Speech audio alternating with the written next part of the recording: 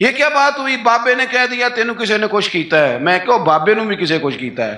تائیں جدیاں گلاں کردا ہے بیوقوف والیاں. اس کو سمجھاؤ اس طرح کی حرکتیں نہیں کرنی چاہیے. بندہ بیچارہ بدگمان ہو جائے گا. ہر دشمن کے بارے میں بدگمانی کرے گا. کبھی کہے گا چاچی نے تعویذ کر دی ہیں, کبھی کہے گا وہ میری بھابھی نے تعویذ کر دی. کیوں آپ لوگوں کے دلوں میں بغض پیدا کراتے ہیں؟ اللہ کا خوف نہیں آتا کیا؟ کس طرح کا مذاق بنایا ہوا. اور قوم اس کو سمجھ ہی نہیں آتی. وہ تجھے جو کچھ بھی ہو جائے, کالا جادو ہو جائے یا نیلا ہو جائے, میرے اور تیرے رسول نے فرمایا ہے تم گھر میں سورت بقرہ پڑھو, تمہارے گھر سے جن بھی بھاگ جائے گا اور شیطان بھی بھاگ جائے گا. اسوہ حسنہ ہمیں یہ سبق دیتا ہے کہ اپنا ٹائم اپنی ذمہ داریوں پہ خرچ کریں, ادھر ادھر ٹائم نہ ضائع کریں. ہمارا ٹائم دوسروں کی ذمہ داریوں کا پتہ کرنے میں خرچ ہوتا ہے. یعنی جہاں بھی لوگ بیٹھیں گے کہیں گے فلانا کچھ بھی نہیں پہ کرتا, فلانا پیر دیکھو نا کڈا تگڑا ہے, کوئی کام نہیں کرتا, فلاں آدمی دیکھو کتنا مالدار ہے. تو یہ تو آپ کا ذمہ ہی نہیں. اس نے جو اپنی ذمہ داریوں کا حساب دینا ہے وہ اس نے اللہ کو دینا ہے. میری بات کی سمجھ آ رہی ہے؟ دیکھیں نبی پاک علیہ السلام نے دیوس کو پسند نہیں کیا. یعنی اس کے گھر میں بے حیائی ہو رہی ہے اور کہ میں شریف آدمی ہوں, کسی کو کچھ کہہ ہی نہیں سکتا. یہ دیوس ہے, بے غیرت ہے. کہ گھر کے اندر بے حیائی ہو رہی ہے اور کہتا ہے جی میں شریف ہوں. یہ شرافت نہیں ہے.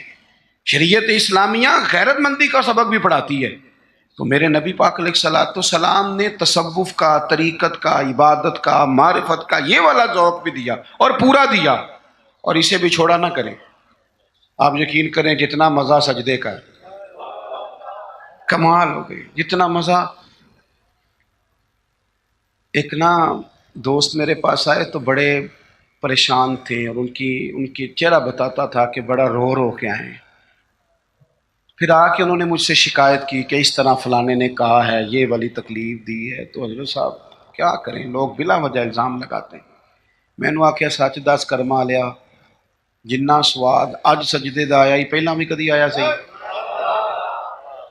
اس نے کہا نہیں. تو میں کیا پھر دا مطلب ہے دکھ دے چنگے ہوندے نے نا, یہ جب آئیں تو بندہ سجدہ تو کھول کے کرتا ہے نا, رب کے سامنے رو تو لیتا ہے نا. تو اسی لیے تو اقبال نے کہا تھا نا, بچا بچا کے تو رکھ اسے, تیرا آئینہ ہے وہ آئینہ, شکستہ ہو تو عزیز تر ہے نگاہ آئینہ ساز میں.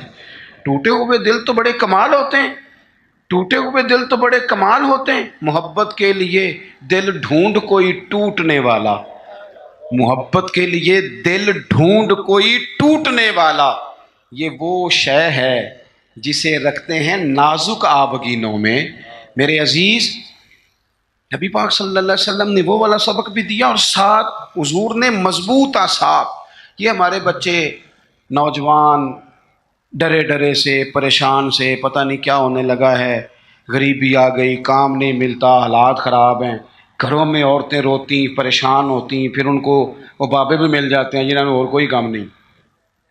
جمعرات والے دن سویرے 9 تو 11 تویز لکھنا ہے, تو پھر عصر تو مغرب تویز لکھنا ہے, تو پھر اتوار والے دن نویں سرے تو بس کر دیں یار, کوئی کسی بات کی حد بھی ہوتی ہے. مجھے تو نہیں ملا کہ حضرت غوث پاک کس دن تعویذ دیتے تھے. تعویذ جائز ہے, پر کون سا ٹائم رکھا ہوا تھا حضرت غوث اعظم نے بتائیں تعویذ دینے کا؟ کوئی بتائے حضرت بہاؤالحق نقشبند بخاری کس تاریخ کو تعویذ لکھتے تھے؟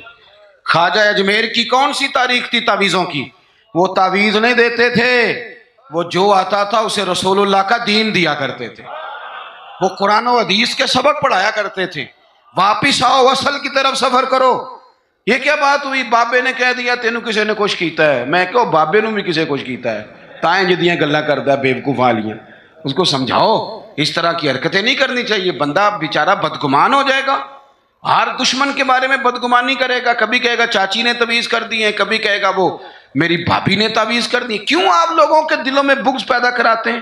اللہ کا خوف نہیں آتا کیا؟ کس طرح کا مذاق بنایا ہوا. اور قوم اس کو سمجھ ہی نہیں آتی. وہ تجھے جو کچھ بھی ہو جائے, کالا جادو ہو جائے یا نیلا ہو جائے, میرے اور تیرے رسول نے فرمایا ہے تم گھر میں سورت بقرہ پڑھو, تمہارے گھر سے جن بھی بھاگ جائے گا اور شیطان بھی بھاگ جائے گا.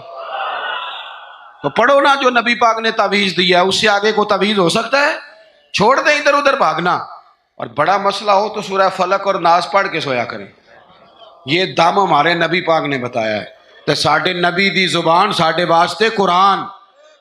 اس لیے یہ کچی پکی باتیں، بزدلوں والی باتیں، وہ سام سے ڈرنے والے بعد میں رسیوں سے بھی ڈرنا شروع ہو جاتے ہیں۔ ابھی تک یار، مطلب اب تو مجھے غصہ آتا ہے، اتنا بڑا قد کاٹ ہے، جوان ہے، دور سے آ گیا، کہتے ہیں پیر صاحب کئیاں بندیاں نے میری کتاب کٹی ہے، انہاں میں نے دسیا بھی تینوں کسے کچھ کیتا ہے۔ میں نے کہا یار بس کر، مطلب اتنا تو جوان آدمی ہے، تیری تو بات سن کے غصہ آ رہا ہے، کیا تو بات کرتا ہے؟ اللہ سے ڈر، اٹھ باندھ کمر کیوں ڈرتا ہے، پھر دیکھ خدا کیا کرتا ہے۔ اپنے اندر ہمت پیدا کریں، سنیں۔ حضرت انس بن مالک رضی اللہ تعالیٰ عنہ فرماتے ہیں، یہ اسوہ رسول کانفرنس ہے نا، تو دیکھیں ہمارے صحابہ ہمارے سامنے حضور کا اسوہ، حضور کے صحابہ کیا بیان کرتے ہیں۔ حضرت انس بن مالک کہتے ہیں ایک رات مدینہ شریف میں کونے سے خوفناک آواز آئی، شدید آواز۔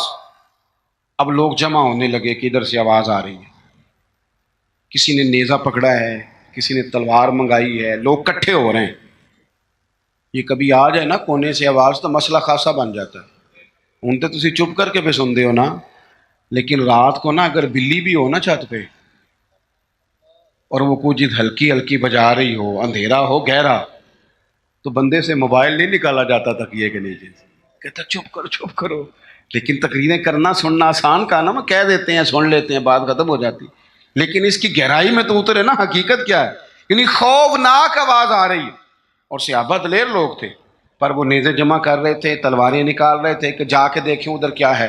حضرت انس بن مالک کہتے ہیں ہم ابھی پروگرام بنا رہے تھے اس طرف بڑھنے کا، تو ہم نے دیکھا اللہ کے رسول اس طرف سے واپس آ رہے تھے، ہاتھ میں نیزہ پکڑا ہے، گھوڑے پہ سوار ہیں، اور ابو فرمانے لگے سو جاؤ چپ کر کے، میں دیکھ آیا ہوں، جانور لڑ پڑے تھے، وہ آوازیں نکال رہے تھے، دیکھ آیا ہوں، سو جاؤ کچھ بھی نہیں۔ حضرت انس کہتے ہیں کمال ہو گئی، رسول پاک کا وہ انداز بہادری والا، دلیری والا، وہ ہماری طبیعتوں کو جوان کر جایا کرتا تھا۔ با ہمت رہیں، با ہمت۔ اور جوانوں یاد رکھو، قرآن پاک نے جو ترتیب بیان کی ہے وہ یہ نہیں ہے کہ آپ چپ کر کے بیٹھے رہیں گے اور مدد آپ کی طرف آ جائے گی۔ جو ترتیب ہے نا قرآن پاک کی، وہ یہ ہے کہ ان الذین قالوا ربنا اللہ، بے شک وہ لوگ جنہوں نے کہا کہ اللہ ہمارا رب ہے، ثم استقاموا، پھر وہ ڈٹ گئے، پھر وہ بولیے، پہلے کہا اللہ ہمارا رب ہے، پھر وہ، یعنی یہ کہہ کہ پہلے وہ ڈٹے نا، جب تتنزل علیہم الملائکہ، پہلے وہ ڈٹے ہیں، پھر رب نے ان کی مدد کے لیے فرشتے نازل فرمائے۔ پہلے ڈٹنا ہے، مدد کو فرشتے آئیں گے، لیکن پہلے آپ ڈٹیں تو صحیح، لیکن آپ ڈٹ ہی نہیں رہے۔ آپ کہہ رہے ہیں مدد آئے گی، بھئی آپ تھوڑا کھڑے ہوں، تھوڑا سٹینڈ لیں۔ جب آپ ڈٹ جاتے ہیں پھر اللہ تعالیٰ مدد بھی فرما دیا کرتا ہے۔ درود شریف پڑھیں بآواز بلند۔ تو ایک تو نبی پاک علیہ السلام کی سیرت مبارکہ ہمیں عبادت کا، ریاضت کا سبق پڑھاتی ہے، دوسرا دلیری کے اسباب، اور تیسری بات، توجہ ہے میری بات پر؟ یہ مووی بن رہی ہے جی، 2-4 لوگ بنا رہے ہیں، اگر سارے ہی آپ موبائلوں پہ لگ جائیں گے تو پھر تقریر کس کو سنانی ہے؟ دو ایک باتیں بس اور عرض کرنی ہے، آپ میری بات پر غور فرمائیں۔ اور تیسری بات حضور کے اسوہ نور کی، جس کو خاص کر کے اپنے ذہن کے اندر رکھیں۔ نبی پاک علیہ الصلوۃ والسلام نے نا مختصر وقت میں انقلاب برپا کیا ہے۔ حضور کا جو تبلیغ دین کا پیریڈ ہے نا، وہ صرف 23 سالوں کا ہے۔ کتنا؟ یعنی 40 سال کی عمر مبارک میں اعلان نبوت فرمایا، اور 23 سال آپ کو ہزاروں میں احادیث کا ذخیرہ ملتا ہے۔ نبی پاک علیہ الصلوۃ والسلام نے قافلے ترتیب دیے، مجاہدوں کی صفیں بنائیں۔ اس سارے عرصے میں حضور نے مسجد کی تعمیر فرمائی، رسول پاک نے اپنے صحابہ کرام علیہم رضوان کے دکھ اور سکھ میں شرکت فرمائی، حضور نے حج فرمایا، نبی پاک نے صدقات و خیرات کیے۔ اتنی ساری باہر مصروفیات، کافروں منافقوں کی سازشوں کے پردے کھول کر صحابہ کو بتایا کس طرح ان سے نمٹنا ہے۔ لیکن یہ سارا کہہ کہ حضور نے اپنے گھر والوں سے یہ نہیں کہا کہ میرے پاس ٹائم کوئی نہیں۔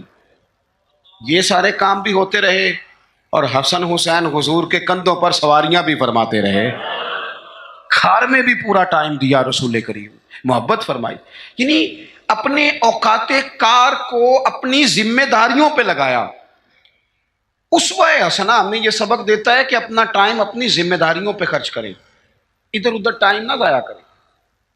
ہمارا ٹائم دوسروں کی ذمہ داریوں کا پتہ کرنے میں خرچ ہوتا ہے، یعنی جہاں بھی لوگ بیٹھیں گے کہیں گے فلانا کچھ بھی نہیں پہ کرتا، فلانا پیر دیکھو نا کڈا تگڑا ہے، کوئی کام نہیں کرتا، فلاں آدمی دیکھو کتنا مالدار ہے۔ تو یہ تو آپ کا ذمہ ہی نہیں، اس نے جو اپنی ذمہ داریوں کا حساب دینا ہے وہ اس نے اللہ کو دینا ہے۔ آپ یہ بتائیں کہ جو آپ کے ذمہ کام لگا آپ نے کیا کہ نہیں کیا؟ آپ کی ڈیوٹی جو تھی وہ آپ نے کی کہ نہیں کی؟ جب ہم سارے اپنی اپنی ڈیوٹیاں کرنے لگ جائیں گے نا، تو میرا یہ خیال ہے چھوٹے سے ہی کام کرنے لگ جائیں تو بڑوں کو بھی خیال آ ہی جاتا ہے۔ میں اکثر نا اپنی زندگی میں ایک تجربہ کرتا ہوں کہ بچوں کو کام کہیں تو وہ نہیں کرتے، طلباء ہوں، دوست ہوں، احباب، کام کہہ دیں تو نہیں کرتے، کرنا شروع کر دینا۔ میں نے نا مختلف ذمہ داریاں لگائیں، مسجد کی صفائی کل تو کرنا، پرسوں تو کرنا، تو آپ کو پتہ ہے کسی کی ڈیوٹی لگائیں تو پھر وہ ڈیوٹی بدلنا بھی پسند کرتا ہے، وہ کہنا مینوں کام میں آئی ذرا تو کھلوئے نا میری تھان پہ۔ تو یہ بھی کام ہوتا ہے، ایک انسانی فطرت ہے۔ تو میں نے پھر سوچا کہ یار حد ہو گئی ہے، کمال بات ہے، مسجد تو اللہ کا گھر ہے، اور حضرت بابا فرید الدین مسعود گنج شکر جیسا بڑا آدمی تو نہیں نا دوبارہ اس دھرتی پہ آئے گا۔ تو بابا صاحب اپنے آپ سے کہتے ہیں اٹھ فریدا ستیا، وہ جھاڑو دے مسیت، خود کہتے ہیں، یہ نہیں کہتے کہ جھاڑو دے مرید مسیت یا شاگرد مسیت، اٹھ فریدا ستیا تے جھاڑو دے مسیت، اوے تو ستا ہے رب جاگدا تیری ڈاڈے نال پری۔ اور اگر نبی پاک صلی اللہ تعالیٰ علیہ وسلم مسجد نبی بن رہی ہے، حضور اینٹیں اٹھا کے لا سکتے ہیں، تو میرا خیال ہے اور بھی کوئی پیر صاحب چھاپر تھالا کوئی کام اٹھا لیں تو کوئی مسئلہ، کوئی مشکل نہیں۔ اگر سرکار بہت سارے کام کرتے ہیں، لوگوں کو سبق بھی ہم یہی پڑھاتے ہیں، تو اگر شیخ بھی کبھی کبھی اپنا جوتا اٹھا لیں تو کوئی اتنا یہ مشکل مسئلہ کچھ، مطلب ماحول اس طرح کا بنا دیا جاتا ہے کہ کام رہ ہی جاتے ہیں۔ میں یہ اکثر کرتا ہوں کہ میں اب کام نہیں کہتا، میں کہتا ہوں جھاڑو پکڑ لو نا مسجد میں شروع کرو، اور جب آپ پکڑ کے شروع کر لیتے ہیں تو پھر بڑے سارے آ جاتے ہیں، کہتے ہیں سانو دے دو، تو آپ شروع تو کریں نا، لیکن جب کام شروع کریں گے پھر کام ہو جائے۔ اپنی ذمہ داریوں کا احساس کریں، وقت نہ ضائع کریں، اور یہ حدیث یاد رکھیں کہ نبی پاک علیہ الصلوۃ والسلام نے فرمایا خوبصورت مسلمان وہ ہے جو بے مقصد باتوں کو چھوڑ دیتا ہے۔ مقصد کی بات کریں، مقصدیت کی، ضروری کام جو ہیں ان پر ڈیوٹی۔ اور چوتھی اور آخری بات آپ کی خدمت میں یہ عرض کرنی ہے کہ ہمارے یہاں نا بہت سارے لوگ سمجھتے ہیں کہ ظاہری لبادے کا نام سیرت ہے۔ یہ تو ایک جز ہے، داڑھی پگڑی جبہ امامہ بہت ضروری ہے، لیکن ایک جز ہے سنت کا، ایک حصہ ہے سنت کا، چونکہ اسوہ حسنہ ایک کاملیت ہے، اس کے بہت سارے حصے ہیں۔ اپنے گھر والوں کے ساتھ بہترین سلوک کرنا یہ بھی سنت کا حصہ ہے۔ آپ دیکھیے حضور نے فرمایا تم میں سے بہتر وہ ہے جو اپنے گھر والوں کے حق میں بہتر ہے، اور فرمایا جا کے پوچھ لو میں تم سب سے بڑھ کر اپنے گھر والوں کے حق میں بہتر ہوں۔ یہ بھی ایک بہترین حصہ ہے، لیکن اسوہ حسنہ کا ایک بہت بڑا حصہ اور بھی ہے۔